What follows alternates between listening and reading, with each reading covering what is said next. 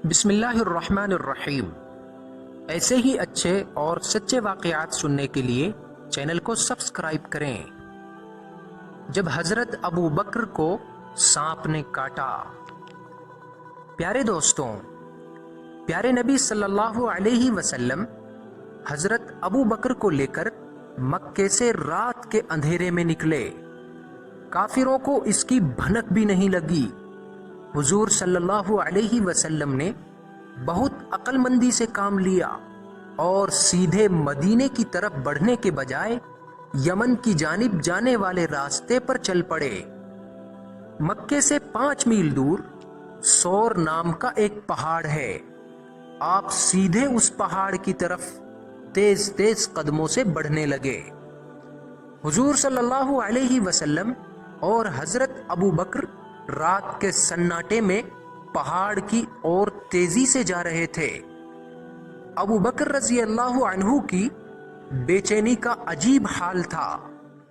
کبھی حضور کے آگے چلتے اور کبھی پیچھے چلتے، کبھی دائیں اور کبھی بائیں چلتے۔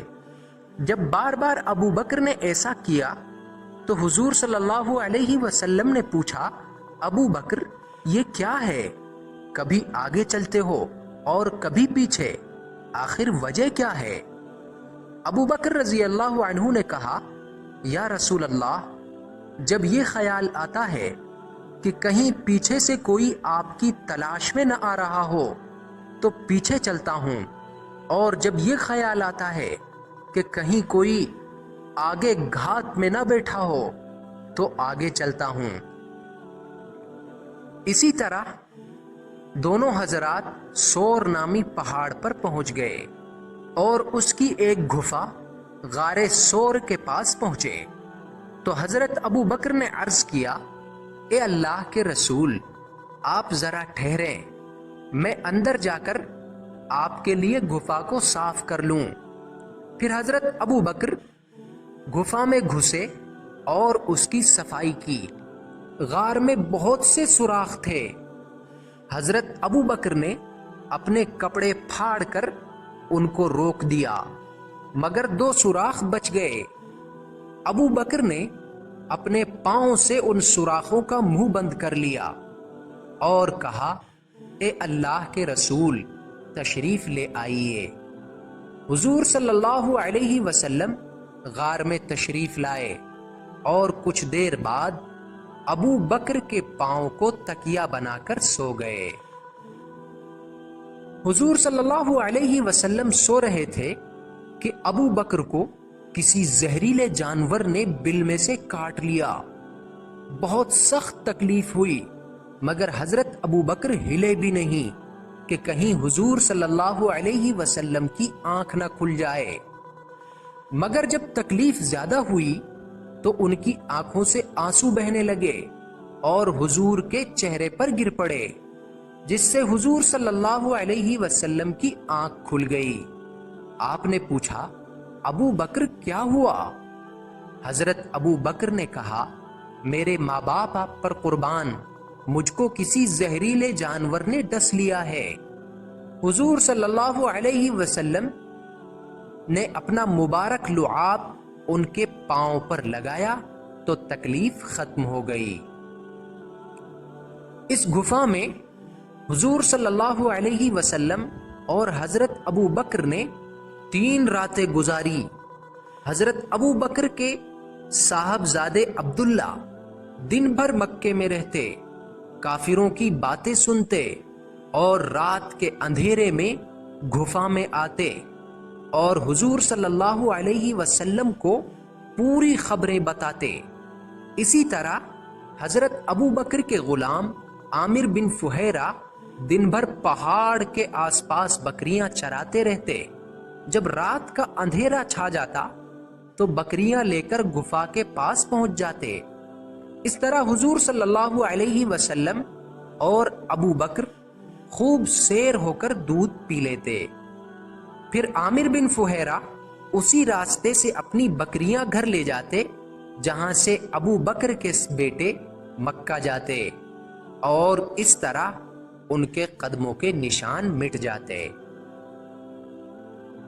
ادھر قریش کا یہ حال تھا کہ جب صبح ان کو معلوم ہوا کہ محمد گھر میں نہیں ہیں اور وہ رات ہی میں نکل گئے ہیں تو غصے میں پاگل ہو گئے، اور انہوں نے سب سے پہلے اپنا غصہ حضرت علی پر اتارا جو حضور کے بستر پر سو رہے تھے۔ ان کو گھسیٹ کر کعبے کے پاس لائے، مگر حضرت علی نے کچھ بھی نہ بتایا۔ آخر مایوس ہو کر ابو جہل اپنی ٹولی کے ساتھ ابو بکر کے گھر آیا اور دروازہ کھٹکھٹایا۔ حضرت ابو بکر کی بڑی بیٹی حضرت اسماء رضی اللہ عنہا دروازے پر آئیں تو ابو جہل نے پوچھا، تمہارے ابا کہاں ہیں؟ انہوں نے جواب دیا، اللہ کی قسم مجھے معلوم نہیں۔ یہ سن کر خبیث ابو جہل نے حضرت اسماء کے رخسار پر اتنا زور سے تھپڑ مارا کہ ان کی بالی گر گئی۔ اس کے بعد قریش کے سارے سردار اکٹھے ہوئے اور میٹنگ کر کے یہ طے کیا کہ محمد اور ابو بکر کو گرفتار کرنے کے لیے ہر طرح کی کوشش کی جائے۔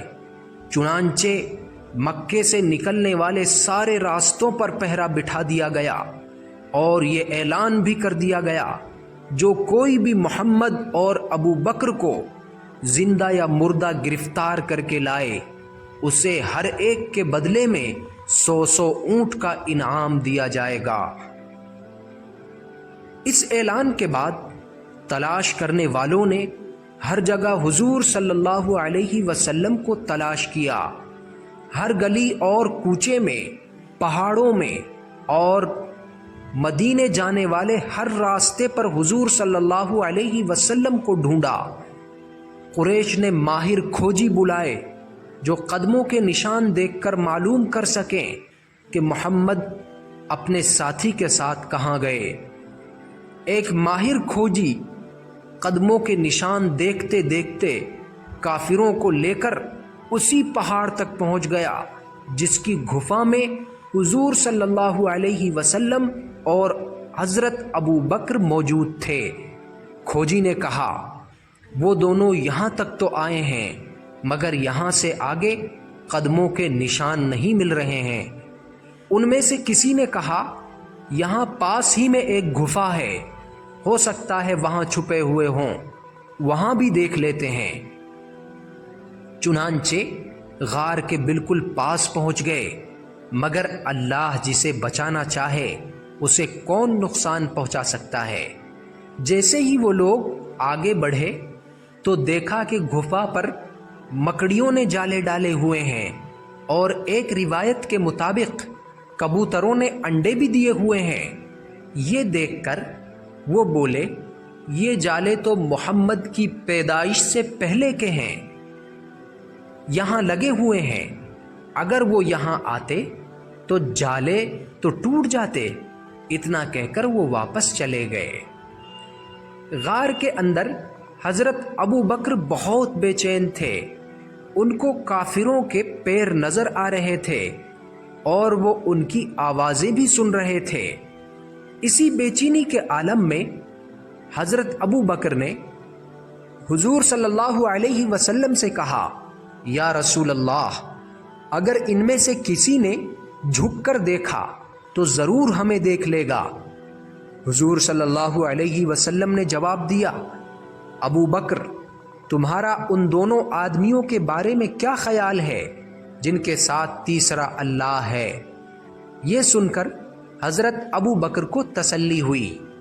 حضرت ابو بکر کو اپنی جان کی فکر نہیں تھی، ان کو حضور صلی اللہ علیہ وسلم کی فکر ستا رہی تھی کہ کہیں آپ کو کوئی نقصان نہ پہنچ جائے۔ حضرت ابو بکر رضی اللہ عنہ کی حضور صلی اللہ علیہ وسلم کی خدمت میں گزاری ہوئی یہ راتیں ہزاروں سال کی عبادت سے افضل ہیں۔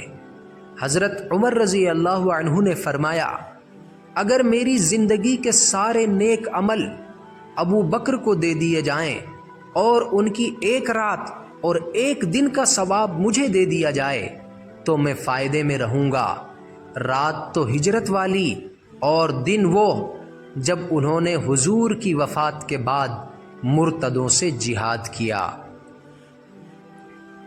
دوستوں، واقعہ اگر پسند آئے تو لائک کرنا نہ بھولیں، اور جاتے جاتے ایک پیارا سا کمنٹ بھی کرتے جائیں۔ السلام علیکم ورحمۃ اللہ وبرکاتہ۔